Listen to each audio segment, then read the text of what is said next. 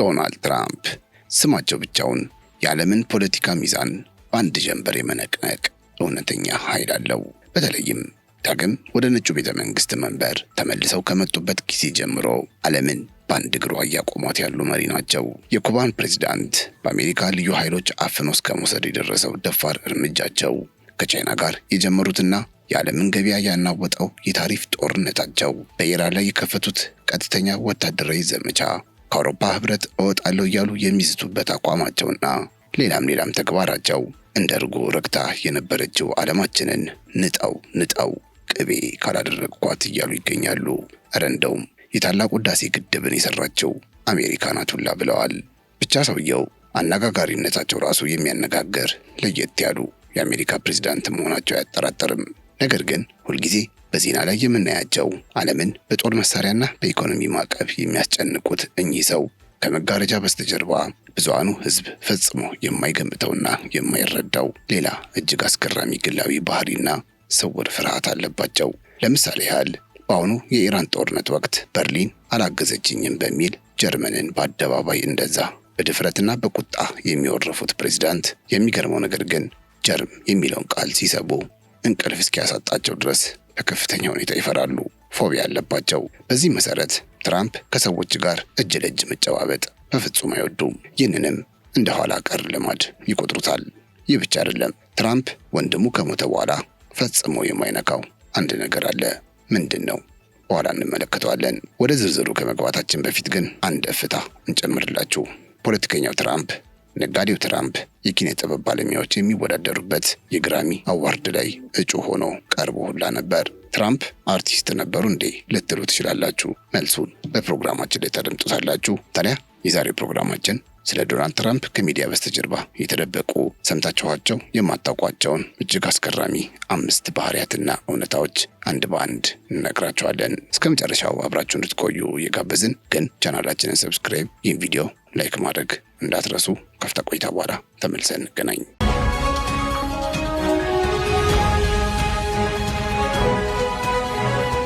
ዶናልድ ትራምፕ በየቀኑ በዜና ርዕስ ላይ የማይጠፉ አነጋጋሪ መሪ ናቸው። በቢዝነሱ ዓለም፣ በቴሌቪዥን ፕሮግራሞች እንዲሁም በዓለም ፖለቲካ ውስጥ እያደረጉት ያሉት ተሳትፎ እጅግ የማይጠበቅ ነው። ይሁን እንጂ ትራምፕ ከመጋረጃ ጀርባ ሌላ አስገራሚ፣ ብዙሃኑ የማያውቃቸው በርካታ አስገራሚ ግላዊ ታሪኮችና እውነታዎች አሏቸው። ከነዚህ አስገራሚ የህይወት ልምዶቹ መካከል የመጀመሪያውና በርካታ ሰዎችን የሚያስገርመው ከጤና አጠባበቅና ከጀርም ጋር የተያያዘው ከፍተኛ ስጋታቸው ነው። ዶናልድ ትራምፕ ከሰው ጋር እጅ ለእጅ መጨባበጥ በፍጹም አይወዱም። ትራምፕ እጅግ በጣም የጀርም ፍርሃት ወይም ሳይንሳዊ በሆነ መጠሪያው ማይሶፎቢያ የተባለ ፍርሃት አለባቸው። ይህ ፍርሃታቸው በአደባባይ በሚያደርጓቸው እንቅስቃሴዎች ላይ ትልቅ ተጽዕኖ የፈጠረባቸው ሲሆን በተለይም ሰዎችን እጅ ለእጅ መጨበጥን በእጅጉ እንዲጠሉ አድርጓቸዋል። ሰላምታ ለመለዋወጥ በሚገደዱበት ጊዜ ሁሉ ከፍተኛ ጭንቀት የሚሰማቸው በመሆኑ በአብዛኛው ጊዜ ምርጫቸው በተለምዶ እኛ በቦክስ ግጭ እንደምንለው አይነት ወይም ደግሞ ራቅ ብሎ ሰላምታን መስጠት ነው። ያው መሪ ናቸውና ግን መጨባበጣቸው ግዴታ የሚሆንበት ጊዜ ግን መኖሩ አይቀርም። ግን ማንንም ቢሆን ከጨበጡ በኋላ ወዲያውኑ እጃቸውን በንጽህና መጠበቂያ ፈሳሾች የመታጠብ ልማድ አላቸው። በተለይ ከምግብ በፊት ሰላምታ መለዋወጥን ሙሉ በሙሉ የሚርቁ ሲሆን ይህም ከጀርም ፎቢያቸው ጋር በቀጥታ የተገናኘ እንደሆነ ይነገራል። በትልልቅ ስብሰባዎችና የፖለቲካ መድረኮች ላይ በመቶዎች የሚቆጠሩ ሰዎችን እጅ ለመጨበጥ በሚገደዱበት ወቅት ሳይቀር ውስጣዊ ምቾት እንደማይሰማቸው በተደጋጋሚ ይገልጻሉ። ዶናልድ ትራምፕ ሰዎችን እጅ ለእጅ መጨበጥ ከፍተኛ ጥላቻ ያላቸው ከመሆኑም በላይ ይህንን ድርጊት ባርባሪክ ወይም ያልሰለጠነ ኋላ ቀር ልማድ በማለት ጭምር ይነቅፉታል። ይህ ጠባያቸው ዝም ብሎ ንጽህናን ከመውደድ የመነጨ ሳይሆን ማይሶፎቢያ ወይም ባሲሎፎቢያ ከሚባለውና እጅግ ከከረረ የጀርምና የባክቴሪያ ፍርሃት የሚመነጭ ስነ ልቦናዊ ተጽዕኖ ነው።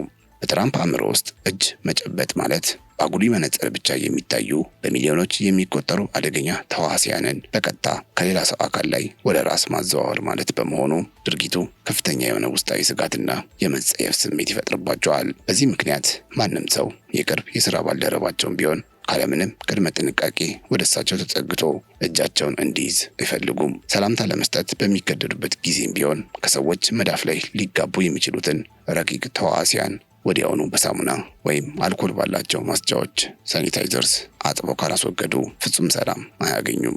ይህ የጀርም ፍርሃታቸው ግን እጃቸውን በመታጠብ ብቻ የሚያበቃ አይደለም፣ እስከ አመጋገባቸው ድረስ ይደርሳል። በዚህም ትራምፕ ስለ ጀርም ካላቸው ከፍተኛ ስጋት ጋር ተያይዞ የሚመጣው ሌላው አስገራሚ ባህሪያቸው ለአመጋገባቸው የሚሰጡት ልዩ ትኩረት ነው። የዓለም ሀያል ሀገር ፕሬዚዳንት ሆነው እንደመመረጣቸው በነጩ ቤተ መንግስት ውስጥ ሆነው በዓለም ምርጥ የምግብ ባለሙያዎች የሚዘጋጅላቸውን ድንቅ የፈረንሳይና የጣሊያን ምግቦች መመገብ ሲችሉ፣ ትራምፕ ግን ምርጫቸው ብዙ ጊዜ ፋስት ፉድ ወይም ፈጣን ምግቦች ናቸው። እንደ ማክዶናልድ፣ ለኬኤፍሲ እና ለበርገር ኪንግ ምግቦች ልዩ ፍቅር እንዳላቸው ይነገራል። ይህ ምርጫቸው ዝም ብሎ ጣዕም ከመውደድ የመነጨ ብቻ ሳይሆን ይልቁንም ከጀርም ፍርሃታቸው ጋር ጥብቅ ቁርኝት አለው። ትራምፕ በአንድ ወቅት እንደገለጹት በትልልቅ ሆቴሎች ምግብ ሲታዘዝ ማን እንደሰራውና ምን እንደተጨመረበት ስለማይታወቅ ስጋት ያድርባቸዋል። ነገር ግን እንደ ማክዶናልድ ያሉ ኩባንያዎች ጥብቅ የሆነ የጥራት ቁጥጥር ስላላቸውና ምግቡን በከፍተኛ ሙቀት ስለሚያበስሉት ጀርሞች የመኖር እድላቸው ዝቅተኛ እንደሆነ ያምናሉ። ሌላው ቀርቶ ስቴክ ወይም የላም ስጋ ሲመገቡ እንኳ በትንሹም ቢሆን ደም ከታየበት ወይም በደንብ ካልበሰለ ጀርም ይኖረዋል ብለው ስለሚያስቡ ስጋው እንደ ድንጋይ እስኪጠነክር ድረስ እንዲበስልላቸው ያዛሉ። የእኛን የጥሬ ስጋ አበላል ቢያዩ ምን ይል ይሆን? ይህ የመጀመሪያው ሲሆን አሁን ወደ ሁለተኛው የትራምፕ ብዙም ያልተሰሙ እውነታዎች እንሻገር።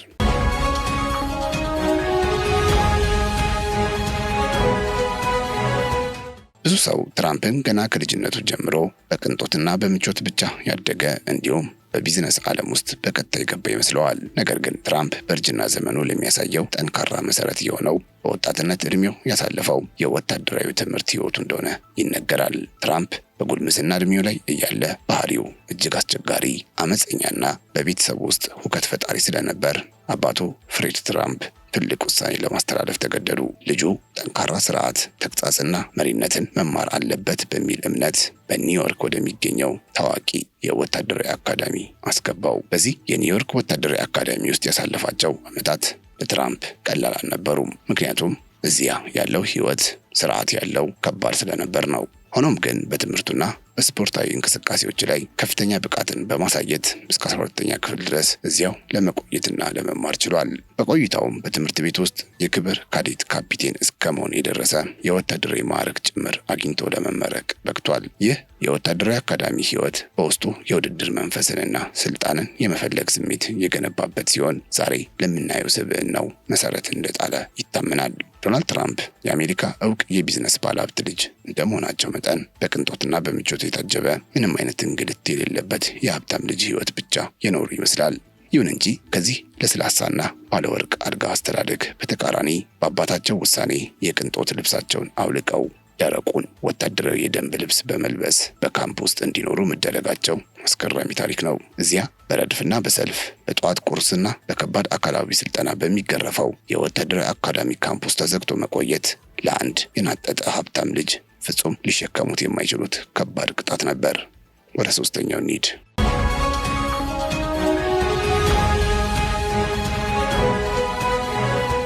ከቢዝነስና ከፖለቲካው ዓለም ውጪ ዶናልድ ትራምፕ በግል ሕይወታቸው ውስጥ ካሏቸውና ብዙሃኑን ሕዝብ እጅግ ከሚያስገርሙ ልማዶቻቸው መካከል አንዱ በሕይወታቸው ሙሉ አልኮል መጠጥ ጠጥተው አለማወቃቸው ነው። በትልልቅ የቢዝነስ ስብሰባዎች፣ በደመቁ የምሽት ክለቦችና በፕሬዝዳንት የክብር ግብዣዎች ላይ ቢገኙም የአልኮል መጠጥን ፍጹም እንደማይነኩ በተደጋጋሚ በይፋ ገልጸዋል፣ በተግባርም አሳይተዋል። ከዚህ ውሳኔያቸው በስተጀርባ ያለው ምክንያት ግን ዝም ብሎ ለጤና ጥንቃቄ የመነጨ ብቻ ሳይሆን በቤተሰባቸው ውስጥ የተከሰተና በሕይወታቸው ላይ ትልቅ ተጽዕኖ ያሳደረ እጅግ ልብ የሚነካ አንድ አሳዛኝ ታሪክ አለ።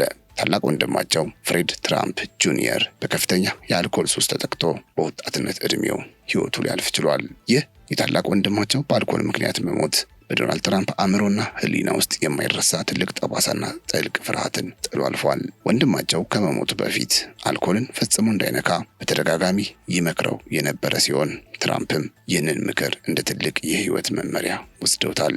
ከዚያን ጊዜ ጀምሮ ከማንኛውም አይነት የአልኮል መጠጦች፣ ሲጋራዎችና አደንዛዥ እጾች ሙሉ በሙሉ ራሳቸውን ማራቅ መርጠዋል። በአሜሪካ የከበርቴዎችና የቢሊዮነሮች ባህል ውስጥ ውድ የሆኑ ወይኖችና የአልኮል መጠጦችን በግብዣዎች ላይ ማቅረብና መጎንጨት የክብር የስኬትና የቅንጦት መገለጫ ተደርጎ በሚወሰድበት ማህበረሰብ ውስጥ ትራምፕ ይህንን ማድረግ ሙሉ በሙሉ በመተው በብርጭቋቸው ላይ ውሃ ወይም ሶዳ ብቻ በማድረግ ድግሶችን እንዲያሳልፉ አስገድዷቸዋል። ይህም በዓይናቸው ያዩት የወንድማቸው ስቃይ አልኮል ማለት ሕይወትን የሚነጥቅ መርዝ መሆኑን በአእምሯቸው ውስጥ ስላተመው ነው። ይህ በወጣትነት ዕድሜያቸው የወሰኑት አቋም ለዓመታት በሚሊዮን የሚቆጠሩ ዶላሮች በሚፈሱባቸውና ስካርና ደስታ በሚነግስባቸው የካሲኖ የሆቴልና የሪል ስቴት ንግዶች መካከል ሳይናወጡ ሁልጊዜም ከማንኛውም አይነት መጠጥ ሙሉ በሙሉ የራቁ ሆነው እንዲኖሩ አድርጓቸዋል።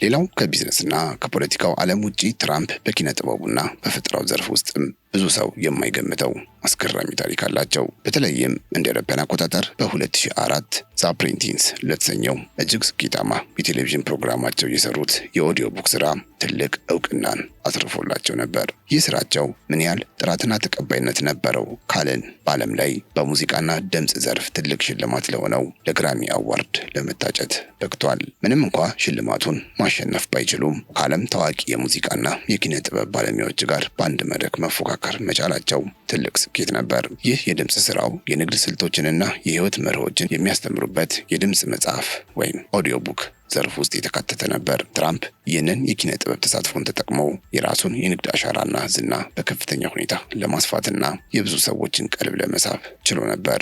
ይህ እውነታ የሚያሳየው ትራምፕ የትኛውንም አይነት የሚዲያና የኪነ ጥበብ መድረክ ለራሱ ስኬት እንዴት እንደሚጠቀምበት በሚገባ የሚያውቅ ሰው መሆኑን ነው። ይህ በትራምፕ ስም የተመዘገበው የሚዲያና የኪነ ጥበብ ታሪክ ሰውየው ከንግድ ዓለም ባሻገር የህዝብን ትኩረት በመሳብና ስሙን ሁልጊዜ በአጀንዳነት ማቆየት ላይ ምን ያህል የተካነ መሆኑን በግልጽ ያሳያል። በየትኛው መድረክ ላይ ቢገኝ የራሱን አሻራ ጥሎ የመውጣትና የሰዎችን ቀልብ የመቆጣጠር ይህ ልዩ ተሰጥኦ ወደ ፖለቲካው ዓለም ሲሻገርም ትልቅ ጉልበት ሆኖታል። ብዙዎች በትራምፕ የንግድና የሚዲያ ህይወት ላይ ብቻ ትኩረት አድርገው ሳለ እሱ ግን ይህንን ያካበተውን ታዋቂነትና ተሰሚነት በመጠቀም ማንም ወደማይገምተውና ወደ ከባዱ የሀገሪቱ የመሪነት ስልጣን ለመምጣት እንደ መሰላል ተጠቅሞበታል። ይህ ከቢዝነስና ከሚዲያ እይታ ውጭ ወጥቶ ወደ ነጩ ቤተ መንግስት የተደረገው አስገራሚ ጉዞ ደግሞ በአሜሪካ የፖለቲካ ታሪክ ውስጥ እስከዛሬ ድረስ ማንም መሪ ሊያደርገው ያልቻለውንና እሱም ብቻ ልዩ የሚያደርጉትን 3 ታላላቅ ክስተቶች እንዲመዘገቡ ምክንያት ሆኗል።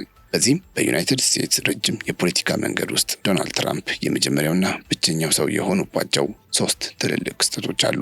ከመጀመሪያው ስንነሳ ትራምፕ ወደ ነጩ ቤተ መንግስት ከመግባታቸው በፊት ምንም አይነት የፖለቲካ ወይም የወታደራዊ ስራ ልምድ ሳይኖራቸው ፕሬዚዳንት የሆኑ ብቸኛው ሰው ናቸው። ከሱ በፊት የነበሩት ፕሬዚዳንቶች በሙሉ ወይ በጦር ሜዳ አሊያም በህግ መወሰኛ ምክር ቤት ውስጥ ረጅም ልምድ የነበራቸው ነበሩ።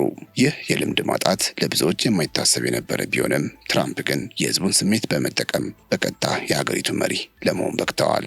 ሁለተኛው በህግ ፊት ቀርቦ በተለያዩ የወንጀል ክሶች ጥፋተኛ የተባለ የመጀመሪያው ፕሬዚዳንት መሆኑ ነው። ይህ ክስተት በአሜሪካ ታሪክ ታይቶ የማይታወቅና የህግ ስርዓቱን የፈተነ ሆኖ ይመዘገባል። ይሁን እንጂ ይህ የህግ ክስና ውሳኔ በፖለቲካዊ ተሰሚነቱና በደጋፊዎቹ ዘንድ ያለውን ተቀባይነት ሊቀንሰው እንዳልቻለ ይነገራል። ሶስተኛው ደግሞ በምርጫ ከተሸነፈና ከስልጣን ከወረደ በኋላ በድጋሚ ተወዳድሮ ያሸነፈ መሆኑ ነው። በአሜሪካ ዘመናዊ ታሪክ ውስጥ አንድ ፕሬዚዳንት ተሸንፎ ከወጣ በኋላ እንደገና ተመልሶ ምርጫ ሲያሸንፍ ትራምፕ የመጀመሪያውና ብቸኛው መሪ ያደርጋቸዋል። ከዚህ ቀደም በ19ኛው ክፍለ ዘመን ግሮቨር ክሊቭላንድ የተባሉ ፕሬዚዳንት ይህንን አድርገውት የነበረ ቢሆንም በዘመናዊ ፖለቲካ ግን ይህ ፈጽሞ የማይታሰብ ተአምር ነበር። ይህ ክስተት ትራምፕ በአሜሪካ ህዝብ ዘንድ ያለውን የተለየ ተጽዕኖና የፖለቲካ ስልት ጥንካሬ የሚያሳይ ነው። እነዚህ 5 ነጥቦች በአንድ ላይ ሲታዩ ስለ ዶናልድ ትራምፕ የምናውቀውን የተለመደ የፖለቲካ ምስል በሙሉ የሚቀይሩ ናቸው።